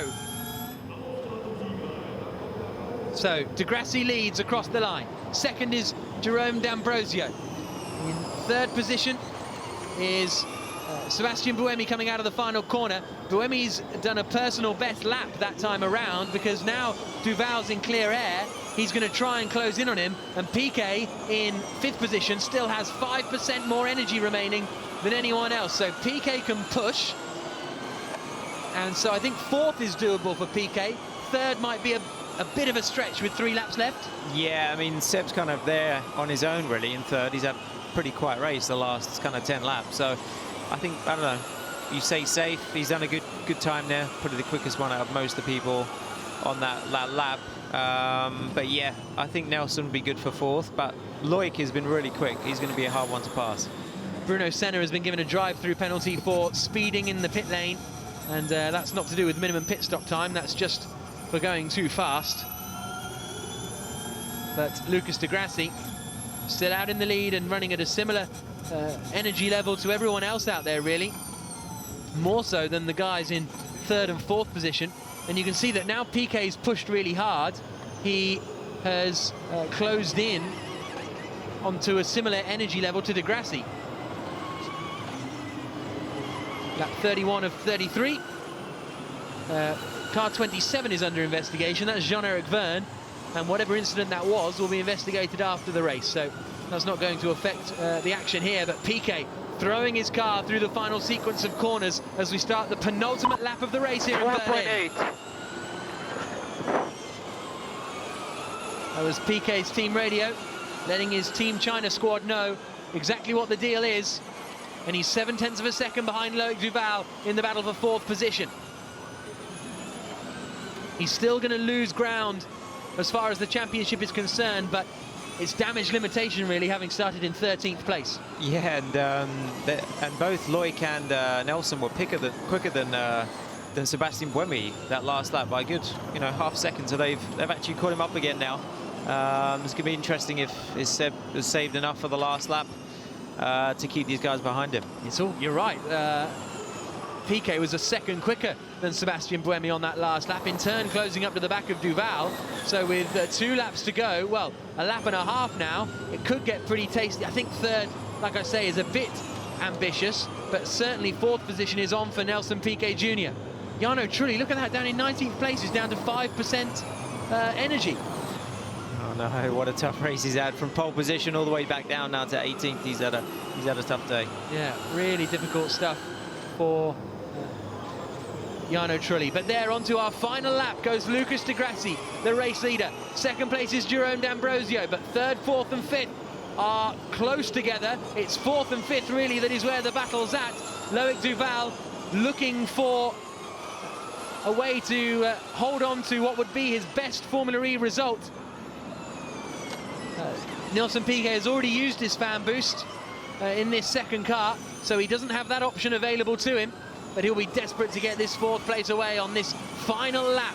The final 2.5 kilometers of racing here in Berlin on what has been a brilliant street circuit to race on. Nelson using all the road as well to try and catch him up. He is on board with Lucas de Grassi. Done a great job today, really commanded the race, under control the whole way around. And all he's got to do is bring her home, and it's going to be a really nice victory for him. Jarno Trulli has come into the pits, so the pole man's race is over. A real shame for him, but no shame for the apt team. Lucas de Grassi into the right-hander, into the left, underneath the famous canopy roof here at Tempelhof. There's just 2 corners left for the Brazilian. The championship leader is going to win for the first time since the opening race of the season in Beijing. It's victory for de Grassi and well for done, Abt. Lucas. Well done, Lucas. Their home race, and it's first position. Out of the final corner comes Piquet. He's not going to do enough to get 4th. Jerome D'Ambrosio has his first podium of the year in 2nd. Sebastian Buemi crosses the line with 1%. Same for Loic Duval, 1% across the line. I have a problem with my car. Is that Lucas de Grassi? Well, maybe it's de Grassi. The team radio of someone, but anyway, across the line they all come. Duval 4th, Piquet 5th, Heidfeld 6th, Sarrazin 7th, Verne in 8th, Bird in 9th, Tonio Liuzzi completing the top 10. The crowd on their feet. No, it must have been de Grassi's team radio because he's stopped. So Nikki better get her running shoes on if she wants to talk to him. Pull up in a safe place for Lucas de Grassi. Not really necessary, I suppose, because the race is over, but... Wow, that was a bit lucky. Yeah. Broke down 2 corners after the finish. Wow. But great job by Lucas today, all day. I mean, the first... Stay in the car until they're pushing the back of the race. You cannot be stuck. You have to stay in the car. So de Grassi's just going to stay in the car. And that's the job done, as far as he's concerned. I have a BMS error. Ground shift. Gonna reset it again. So give it a power cycle. That's the correct phrase for turning it off and on again, isn't it? And yeah, just turn the master switch off. Wait 10 seconds. Yeah. Give it a blow. That's it. Rub it and then turn it back on. No, I mean sometimes it just resets the little bugs in the system. So there is Nelson Piquet, 5th place for him. Set the fastest lap of the race on that final lap. An impressive drive. They couldn't get it together in qualifying. Great to see him waving to the fans as well. You're going to do some donuts, Nelson. You've got enough energy. But actually, you might not be allowed, actually, so don't listen to us as he now makes his way back towards the pits. A good drive to come from 13th to 5th. And his energy management is so strong, isn't it, compared to everyone else? Why can no one else do that? Well, he did actually lose positions trying to, save all that energy, so it wasn't really efficient, but, he did gain quite a lot back at the end. So, yeah, I mean, I think all the drivers can learn a lot from that, I think, to see what he does there and look at where he can save it. So yeah, it's good. The more you can save, the more you're going to have at the end, and that's what it's about. Loic Duval pushed hard on that final lap as well. He set the fastest final sector of anyone to keep Nelson Piquet Jr. behind him. So the second Formula E victory for Lucas di Grassi. He won't be appearing here in Parc Fermé for the time being, but it's third place for di Grassi, for Sebastian Buemi, my apologies. Second place for that man, Jerome D'Ambrosio. Great performance, his best result of the season so far. His previous best was a 4th place in Miami, but here he was there or thereabouts, and he is over the moon with that. And Dragon finally showing the sort of pace that they have threatened, and this is the way that the champions return behind the back of a tow truck. So hopefully we should be speaking to di Grassi before too long, by the time he makes it back around at the end of another entertaining E-Prix. Plenty of overtaking, plenty of action, and I mean, if it wasn't for di Grassi disappearing, it would have been a really great race. Yeah, but you know, that's what Lucas needed to do, to show his rivals, you know, this is his championship, his one to win. And yeah, great commanding win today. Really controlled it from the front. Wasn't bothered at all. That first stint pulled out an easy 12 seconds. The second a lap, that was really impressive. And then the second one just controlled the race. There was no need to push too hard and just manage and save things. And luckily, he broke down 2 corners after the finish, so he made it to the end. But yeah, great job by him and his team. And also Daniel Abt was lapping fast as well, but just had bad luck. He's spun out on the first lap.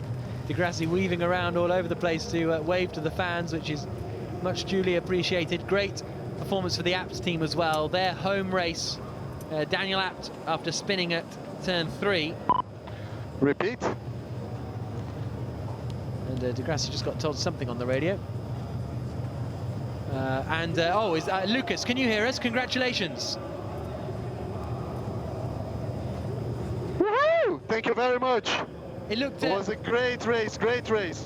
It looks you built up such a lead so quickly. How did you manage that? I had the perfect car. The team did a fantastic job, and I managed to get into P1 very quick into the race. And then I was just pushing 100% to make the gap, and then I just tried to manage it during the race. And the a victory for Abt at their home race. You're going to be very popular, I think, back in the team. Yeah, these guys deserve it. They put so much effort, so much work into this, that they deserve it more than I do. Okay, great. Well, congratulations, Lucas. Thank you very much for talking to us. Enjoy tonight. Thank you very much. It's a shame that I have this error just as I crossed the line. It looked like fate. Was meant to win and then to go off just after the line. Yeah, exactly. 2 corners earlier and you wouldn't win, and extended your championship lead as well. Well, that's great news. Thank you very much. Thank you, Lucas. So great to hear from Lucas di Grassi. There we go. We improvise if we can't get him interviewed. We'll speak to them over the radio. Now we can hear properly from our second place man, Jerome D'Ambrosio. His first Formula E podium for him and for Dragon. He's with Nikki.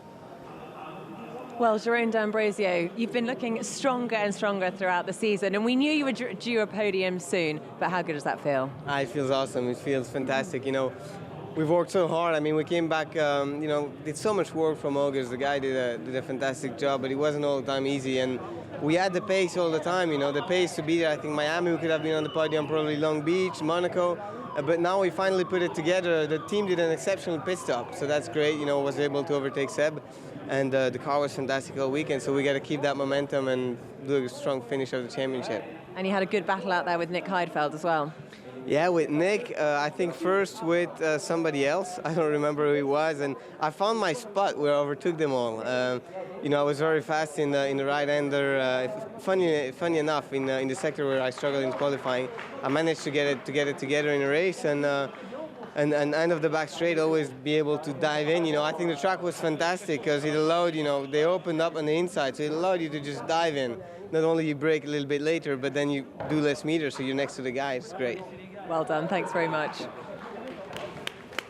De Grassi has returned, and he is celebrating with his apt car after a commanding performance. His second win of the season, but the first one was handed to him at the final corner.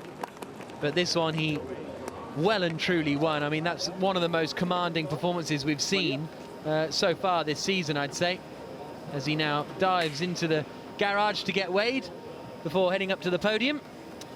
He's probably slightly delayed the proceedings in taking his time there. It's all right, he's a winner. He can make him wait, you know.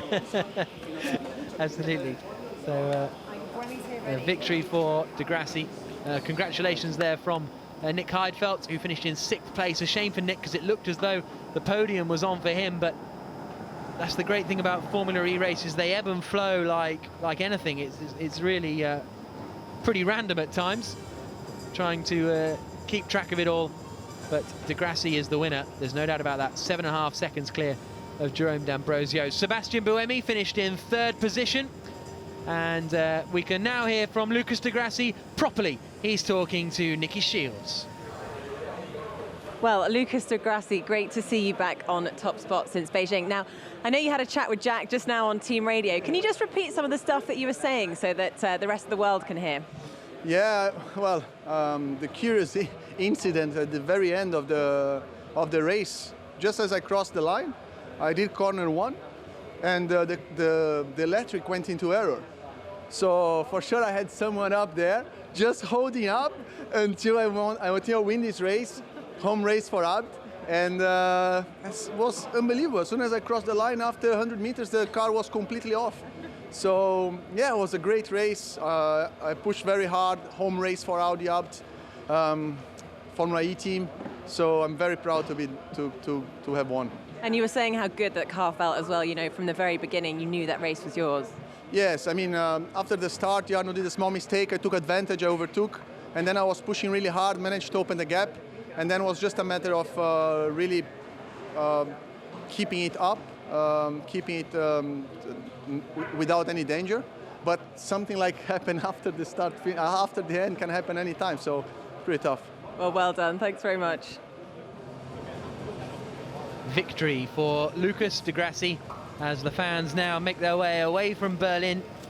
US Army aviation there on the wall. This was one of the most important military bases and air bases for the US Army through the duration of the Cold War. Not to mention its involvement in the Berlin airlift of 1948. This was where 2.5 million people were fed. We can now hear from Sebastian Buemi, 3rd place for the Swiss driver. He's with Nikki. Well, Seb, 3rd place. Do you think you could have done a bit more? To be honest, no. We were not quick enough today, so don't know why. Maybe it's the track. It's really different to the one we've been before. The asphalt basically was really hard on the tires, so yeah, we need to take the points when we can, and then when we'll be quick enough to win, then we have to win. But this weekend we didn't have the speed really. And we've got to very quickly turn our attention to the next race. What's your focus going to be? On winning the race. I have to win, you know, I have to catch Lucas. But honestly, he did a great race. He was quick. He deserved the win, and we need to work harder because we were not quick enough, really. And you can't think of any reason why that might be, because normally you guys are always the fastest on the track. I think it's more down to the setup. I think our setup normally works well on the rest of the circuit, but it didn't on this track. Thanks very much. And despite a 3rd place for Sebastian Buemi, his deficit to De Grassi has doubled. It was 10 points. It's 25 for a win, 15 for a 3rd, so it's an extra 10 points, so 20 points between the two of them. And so Buemi needs to get back on track in Moscow, 6th of June. Make sure you join us for that. It's around the outside of the Kremlin. It's going to be absolutely awesome, is the only way I can think of putting it, because it's going to look just so spectacular. Here's a look at the results at the end of 33 laps of racing around the DHL Berlin E-Prix. Lucas di Grassi the winner, 7.5 seconds clear of Jerome D'Ambrosio for Dragon, his first podium. Sebastian Buemi finishes third, but loses ground on championship leader di Grassi. Loic Duval fourth, a great result for the Dragon Racing team. Nelson Piquet pushed hard to get from 13th up to 5th. Nick Heidfeld finished in 6th place at his home race. Stefan Sarazan and Jean-Eric Verne in 7th and 8th. Bird in 9th, Tonio Liuzzi completing the top 10. Nico Prost, a pretty anonymous race from him, to be honest, dropped back down the field rapidly and finished 11th. Antonio Felix da Costa finished 12th, despite a drive-through penalty, so that shows the pace of the Portuguese racer in the Amna Naguri car.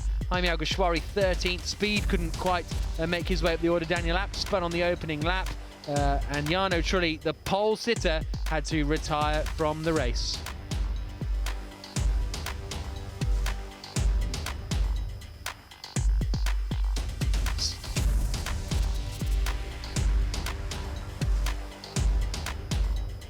Here's a look at the Drivers' Championship after round 8 of the season. 3 races to go, and Lucas di Grassi is leading the way ahead of Nelson Piquet Jr. by 17 points.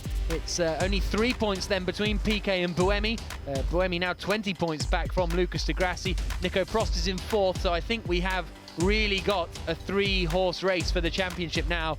Is that going to give Edam some tough decisions?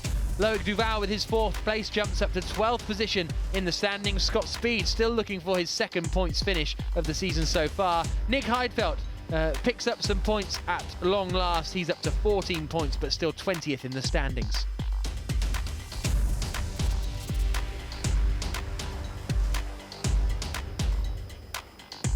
As far as the team's championship is concerned, Edams have a really strong margin, 35 points clear of Audi Sport Apt at the top of the championship. Dragon Racing are up into 3rd, 1 point clear of Team China, Virgin Racing in 5th, and Venturi lift themselves off the bottom of the championship table up into 9th place with their points haul today from Heidfeld and Sarazan.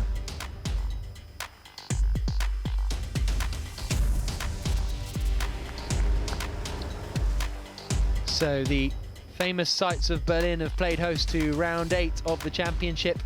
If you thought this was quite close to the city centre, just wait till we get to Moscow in a couple of weeks' time. 6th of June for that race, and it's going to be absolutely superb around the outside of the Kremlin. We'll be bringing you the podium coverage in a couple of moments' time, and great to see all the fans are still there in the grandstand waiting for the podium. Di Grassi receiving all his congratulations as he makes his way up towards the top step, and for the first time he's really taken a strong hold of the championship lead. He's always sort of had it, but now with a 17-point margin, that's quite big. Yeah, he really put a stamp on it there, I think. Just showed the guys that are battling with him, you know, he's not going to be beaten easy. Yeah, really dominated today, and I think out of all the year, out of the whole season, you know, it's been one of the most dominant performances. You know, Sam Bird had a really good one as well. But yeah, that was a real stamp on the championship there to fire off some warnings to his championship rivals. Yep, absolutely. So there's the packed grandstand.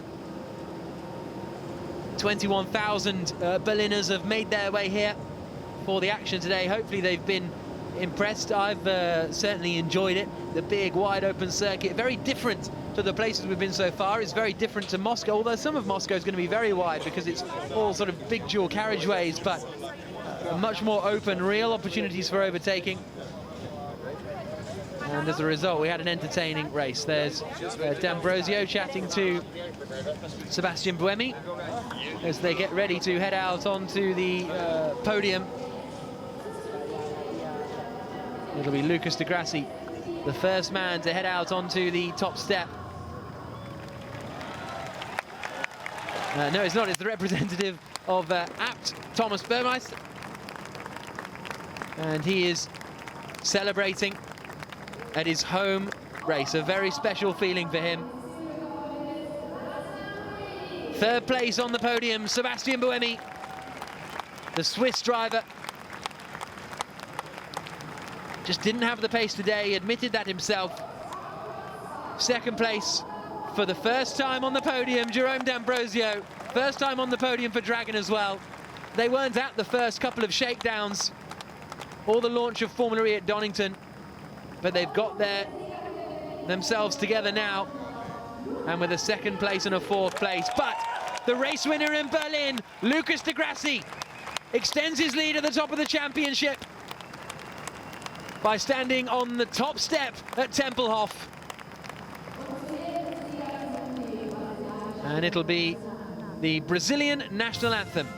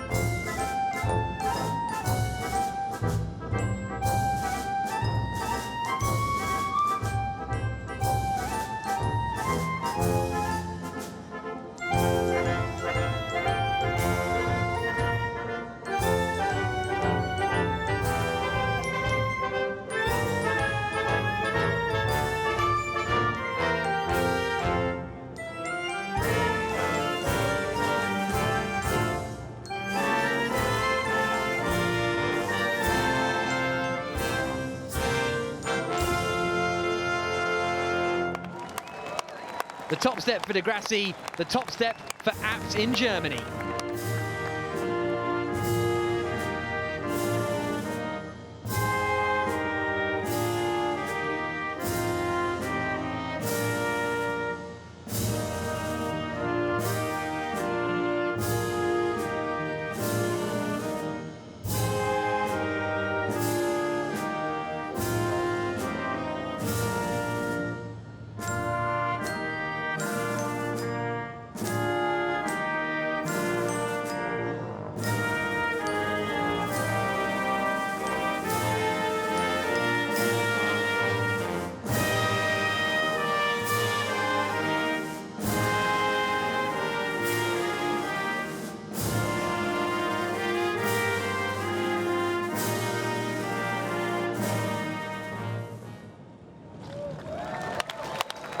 A special moment for the Abt team, a special moment too for the German fans that have come to see the entertainment. Their boys may only finished in 6th and 15th, but their team have won. And there is the trophy being awarded by Hans-Joachim Stuck, president of the DMSB, the Motorsport Association of Germany.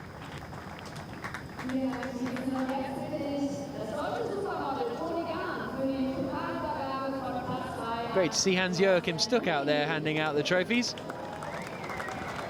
And now once again it's Tony Garn handing out the model to handing out the trophy to Sebastian Buemi.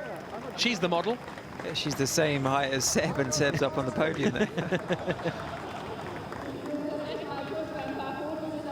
And Jerome D'Ambrosio about to receive his trophy for finishing in 2nd place.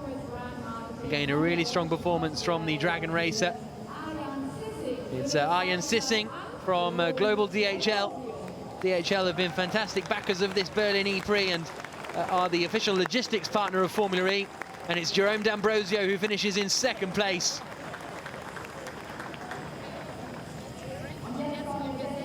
And it's the race winner, Lucas de Grassi, who is about to take his trophy. Cornina Jaiser hands over the trophy to our race winner, Lucas de Grassi. He extends his lead at the top of the championship.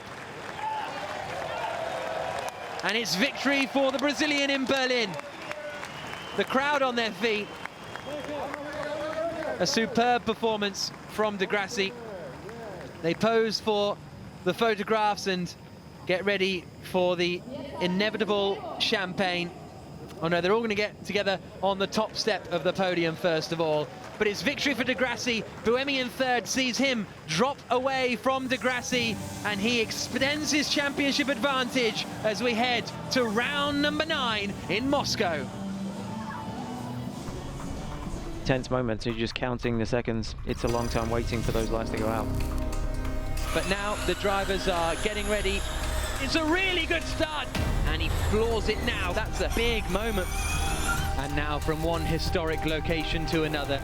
And this is going to be very tight. He'll dart to the outside. Oh, and a big melee coming out. Just domination all day. Hugely. So Di Grassi has sprayed the champagne on the top step. A great performance. And they're going to go out and pose for the photographs. I think there might be quite a celebration tonight. Plenty of Warsteiner going around, I'd imagine. And so there are the top three. So championship lead advantage. Does that ease the pressure or put more pressure on you when you extend your championship lead? Well, it gives, you know, more room for error, you know, like you saw at the end. 2 corners later, they had a mechanical failure. So it gives them a little bit more of a cushion, but at the same time, you want that advantage. It makes things easier. The tighter it is, the more that last little position you could miss out in qualifying or on the race finish is really going to, you know, be a key to the championship then. So, yeah, he's going to feel a lot more comfortable tonight. He'll sleep well, and knowing that he's got that lead extended, and that Nelson didn't have such a good day. And yeah, but you know, bring on the next one. Russia is going to be good, and still 3 races to go. You know, it's still open. Yeah, absolutely. 8 down, 3 to go, because London is a double header. Only 2 weekends to go, but 3 races left, and hopefully they'll all be as entertaining as that one, because that was one of the strongest races, I'd say, of the season so far. Okay, we didn't have the top battle towards the end for the front of the order, but nevertheless, it was entertaining throughout the field. But Di Grassi just headed off at the front of the field and was reasonably unstoppable. And there's the aftermath of champagne celebrations. They got a little bit soaked there. Yeah.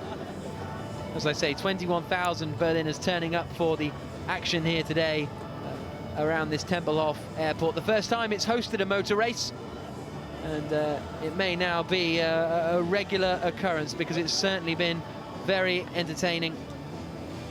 Lucas Di Grassi, the winner. So let's have a little look back at those frantic 33 laps of action in the Berlin E-Prix.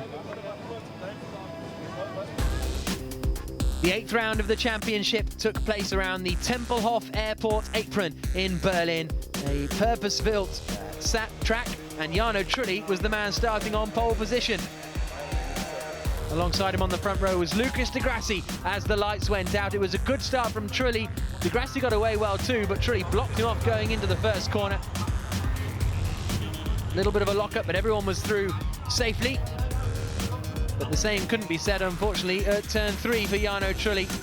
The white car locking up, almost spinning out of the race. In the end, sort of handbrake turned it round the corner, ended up in 2nd position, but Trulli would end up spinning further and further back. Daniel Abt spun in the early stages at the same corner, and he dropped back a lot of positions too.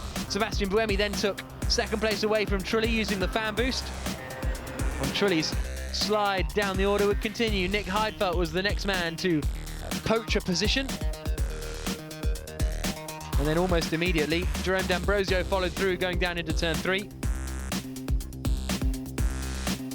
That meant Antonio Liuzzi was right up behind his teammate. Antonio Felix da Costa attacked Sam Bird going into turn 9. Not really a place that we were expecting to see overtaking, but da Costa got the job done, as did Jerome D'Ambrosio, darting to the inside to get past his rival Nick Heidfeld and then try and chase down Sebastian Buemi. In came the cars to the pit stops, and the order remained unchanged on the way out of the pits. Di Grassi heading out first, well, except for D'Ambrosio got through into 2nd place past Buemi. So D'Ambrosio ended up in 2nd position. Sam Bird and Jean-Eric Verne were fighting. Bird had been passed into turn 9, tried to return the favour, couldn't do it. Nick Heidfeld got through past Buemi for a time being, but Buemi fought back really well to hold on ultimately to 3rd place. But Lucas Di Grassi was cruising at the front of the order. He'd pulled out a huge margin. Nelson Piquet had saved energy in his first car, and now in his 2nd car was a man on a mission. The same was opposite of Jarno Trulli, who was dropping further and further back and in the end had to retire from the race. Lucas de Grassi, though, was the man leading the way as he came out of the final corner to take victory for the second time in Formula E and extend his advantage at the top of the championship. Second place for D'Ambrosio, third place for Buemi, but a victory at their home track for the Audi Sport Apps team. Second place for Jerome D'Ambrosio, big old hug with Jay Penske.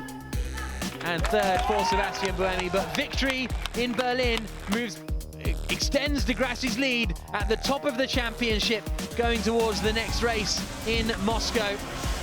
Second place for D'Ambrosio, Buemi in third, did a decent job, but it's all eyes on de Grassi and Abt after the E-Prix in Berlin.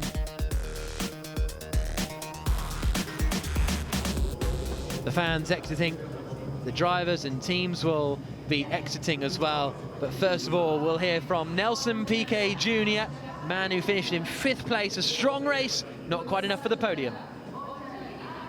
Well, Nelson Piquet from 13th to 5th, you've got to be pleased with that. Yeah, pleased, but obviously in the circumstance that we are fighting for the championship, we want to be in a podium every race, you know. But yeah, we've been in top 5 in the last, I don't know, 5-6 races, so we're always there. Obviously today, the qualifying didn't help us. I don't know what happened. We just didn't find something, missed something big, and we started in the back. And yeah, I told our team, look, we're going to have to be smart. There's going to be a lot of traffic where I am. I try to attack at the right stages. I try to save energy at the right stages, and it paid off a little bit. You know, we did an extra lap more than the whole race, everybody, and managed to, then was the second car, have a quicker second part of the race, managed to recover a lot of track position. A lot of people were still having to save, and I could really push to the end. Got our fastest lap. So yeah, we did the most we could with the situation we have, but obviously we can't let things like this repeat. We need to be on top of our game in every stage of the weekend. I mean, you really have nailed the energy management. I think just before the pit stop, you were on about 27% when all the other cars were 20, 19%. Yeah, it's I don't know, it's something that I've never knew before starting Formula E, that I had it inside me, but it's something I've learned how to develop inside me and understand how to do it in the best way and the most efficient way without losing track time. And not only that, you need to be able to not losing track position. You're going to have guys behind you trying to pass you, and you're going to have to try to pass cars. So it's a bit of a psychological game to save energy, not lose track position, and you know, at the same time be concentrated and finish the race with no mistakes. And you use your fan boost really well to gain track positions today. Yeah, past 2 cars was 2 fan boosts today, so pretty happy with it. For sure, it helped us a lot over here, and yeah, no, looking forward to Russia right now. Thanks very much. So Nelson Piquet Jr., a 5th place for him, and he finished 8th in the opening race in China, retired in Putrajaya after a collision with Jarno Trulli, and then has finished in the top 5 every race since then, and podiumed in 4 of the last 5. So we can now hear from Stefan Sarrazin. He had a good race, 7th position for the Frenchman. He too has been talking to Nicky. So Stefan Sarrazin, overall a good race for you today? Yeah, it was okay. First, I took a good start. After Abt spun, so I lost a few places. And after I stopped quite early compared to the others. I had to save energy in the second race, so I was not fast enough. But we score points. I start from far, so it's a point for Nick, for me, for the team. So it's not what we want, but we improve a lot the car since a few races. So it's promising for the next one. So what's the focus going to be between now and the next race? To be in the management of the energy, because we are not really the best. So some drivers and team understood very well how to manage it. So we have to improve, but we have some good idea. And did you really notice that out on track today? Yeah, it was good track, different than the others, much wider, more possibility of overtaking, and no safety car. So it was good track. And did you notice the difference of not having as much energy as perhaps, say, the other cars? Yeah. I cannot follow the others, so I was front of Nelson first race, and second race he was much quicker than me. So it's all the time question of management, and we have to improve. Thanks very much. Better stuff from the Venturi team this weekend. They had the pace to be there. It was the same place that Sarrazin finished last time out in Monaco, but this one was a bit more sort of deserving, if that makes any sense, because they were running there throughout the entire race rather than taking advantage of incidents that happened in front of them. We can also hear from Loic Duval, a 4th place finish. He came into the season halfway through the year, and now he's got his best result of the season. Loic Duval, best performance so far. Yeah, I mean, it was good. I think we've always been strong in the races. We were struggling in quali normally. Monaco was already good with a 5th position at the start, but unfortunately a great position. But here we started 8th. We had a strong race, end up 4th. It's really positive for the team, for myself, and hopefully we're going to carry on and do even better next time. Looked like you were having a real battle with Highfield out there. Yeah, that was tough. He had a little bit less downforce than me, so he was quicker on straight line, and I was really struggling to be able to overtake him. But at one point, for sure, I think I was able to save a little bit more my tires, and then I could push a little bit more. So yeah, it worked out. I was lucky also having Piquet catching me, but he was not able to overtake me. So at the end, it's all positive. And what are you going to be taking home from this race ahead of Moscow? Basically, just the learning process still for qualifying with the 100 kilowatt with the extra power we have. That's something, you know, we are not using often during the practice, so I still have to learn about that. But for the races, I think we are more or less fixed. We still can improve a little bit, but the bigger thing and the most important thing is to be better in qualifying now. And you sustained a bit of an injury. Do you think it will be better in time? Yeah, so I mean, yeah, but it's fine. The thing is, I have to be careful about it because I'm driving quite often this month, so just be careful. It's a small blister on his thumb. No. Nothing big. No. Difficult for a race driver though. Well, thanks very much. Thank you. Ciao. So Loic Duval, they're happy with things at the Dragon team, a 2nd and a 4th for them. The 2013 Le Mans winner. Very satisfied with that 4th place finish. Ian D'Ambrosio could really be a force going forward now for the remainder of the season. We can now hear from Nick Heidfeld. He was close to getting a podium actually in the early stages, ended up finishing a little further back. So Nick Heidfeld started off pretty well in qualifying, but he didn't quite keep that track position. What happened?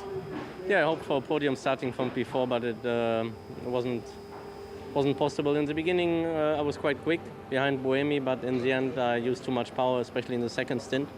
So I had to lift a lot, and this is when a lot of people overtook me. 6th is not a bad result for us. It's the best team result we've had this year with 6 and 7, but of course you hope for more. Yeah, looking towards that championship, I'm sure.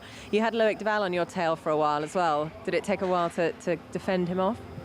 Yeah, that's a difficult part in Formula E because you have to save power, and then when you're fighting, of course, you don't want to lift.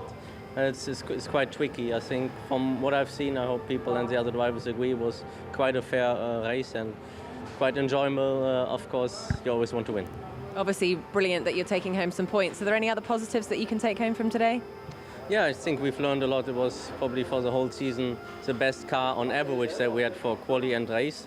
But it's difficult to know if we can take that to the next circuits because it was quite a unique layout. Well, thanks very much.